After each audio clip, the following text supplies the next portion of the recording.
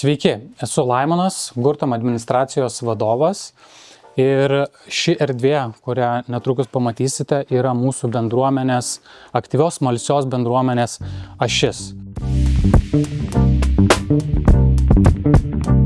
Naudojame šią erdvę įvairiems organizacijos renginiams, konferencijoms, įvairiems mūsų esminiams rezultatų, pasiekimų eventams švęsti ir pažymėti. Todėl mūsų organizacijai buvo itin svarbu turėti modernius ir šiuolaikiškus įrankius, atliepti šiuos verslo poreikius.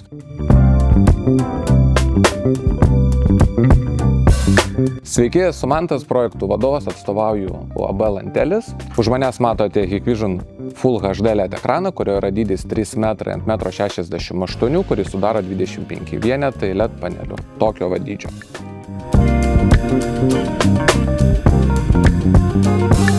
Labai džiaugiuosi, kad su Hikvision nuo pat pradžių visas bendradarbiavimas vyko labai sklandžiai, tiek pačio LED ekrano parinkime, tiek pačios instaliacijos.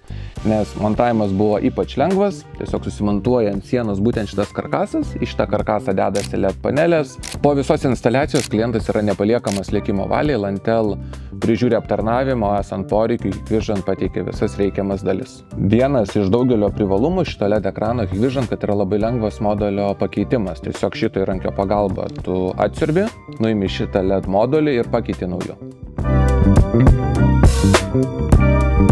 Klientas pasirinko Hikvision 5 kartos COB LED ekraną, kuris pasižymi ypatingų plonumu ir energetiškų efektyvumu. Lyginant su konkurentais, energetinės sąnaudos daugiau nei 2 kartus mažesnės. Šie LED ekranai yra išskirtiniai tuo, kad galinės dalys yra universalios.